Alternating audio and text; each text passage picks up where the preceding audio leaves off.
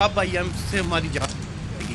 اور دوسرا سر ایک سوال یہ ہے کہ آپ کے بھائی بلوچ جو وہاں سے ایک چلتے ہیں احتجاج کرتے ہوئے، ان کا اسلام آباد میں ان پر احتجاج پر لاٹھی چارج ہوتا ہے، اور جس کا آپ کو بعد میں علم ہوتا ہے کہ کیوں ہوا. اس پر انکوائری بھی آپ نے بٹھائی تھی، وہ کیا رپورٹ آئی؟ کیا اس ریاست میں احتجاج کرنا حق نہیں ہے سب کا؟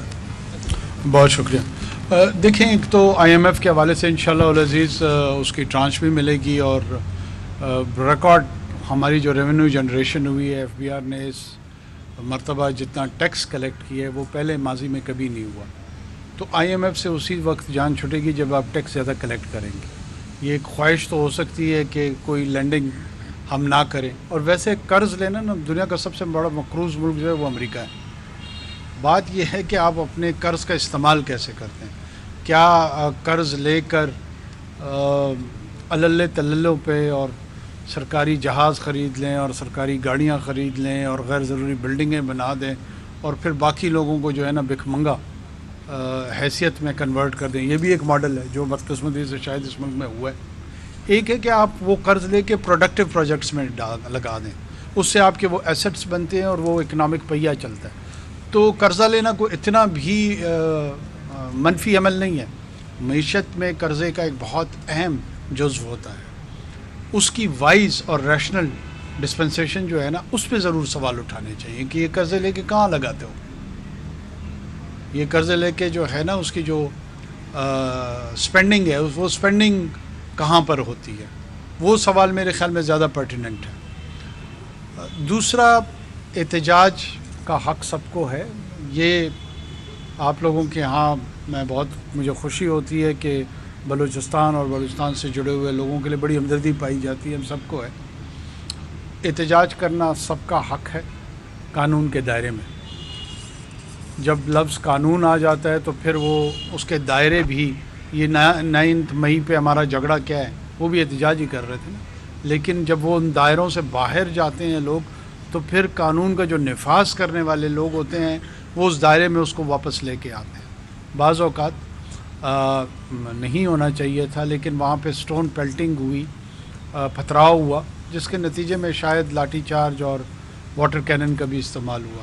اور by the way, water cannon جس طریقے سے اس کو بدقسمتی ہے کہ کچھ لوگ غزہ اور فلسطین کی سچویشن سے بھی جوڑے جا رہے تھے، اس بےہودگی پہ بھی ضرور سوچنا چاہیے اور اپنے اپنے گریبانوں میں جھانکنا چاہیے کہ خدا نہ خواستہ خاکم بدان، کیا اب میں ان لوگوں سے سوال پوچھتا ہوں کہ کیا یہ انہوں نے تعبیر پاکستان کی ریاست کو اسرائیل کی ریاست سے کر رہے ہیں؟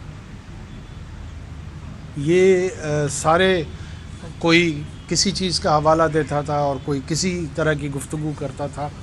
یہ اپنے اپنے گریبان میں بھی جا کے اور حیا کریں. ہمارا جھگڑا قطعاً لوائقین سے نہیں ہے. لوائقین آتے ہیں، پہلے بھی احتجاج کرتے رہے ہیں، ابھی بھی کر رہے ہیں، اس کے بعد بھی کریں گے. میرے علم میں آ چکا تھا کہ پولیس اور ان کے بیچ میں رات کو کہیں کسی پہر میں یہ الجھاؤ آیا تھا، اور وہ بھی بہت زیادہ آؤٹ آف پروپورشن اس کو بلو کیا گیا. بہت سارے ایسے لوگ جو سمجھتے تھے کہ اس کے نتیجے میں وہ کوئی رائٹ موومنٹس کے حوالے سے بڑے ہیرو بن جائیں گے، تو میرے خیال میں اس طرح آسانی سے ہیرو نہیں بنا جاتا.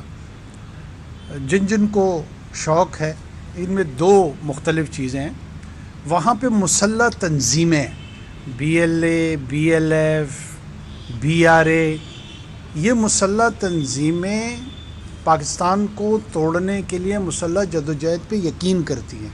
جو آپ ابھی مجھ سے سوال پوچھ رہے ہیں نا، اگر آپ وہاں گئے تو آپ کو گولی ماریں گے، and you will be a dead man. اگر میں ان کے ہاتھے چھڑوں تو مجھے گولی ماریں گے. اور یہاں پہ جتنے ان کے حمایتی ہیں، حمایتیوں میں سے کوئی ان کے ہاتھ لگ گیا تو اس کو بھی گولی ماریں گے. اب یہ ان کی کمیٹڈ پوزیشن ہے، اور اس پوزیشن کا وہ پریکٹیکلی اظہار کرتے آ رہے ہیں. لگ بھگ 3 سے 5 ہزار بندہ مار چکے ہیں.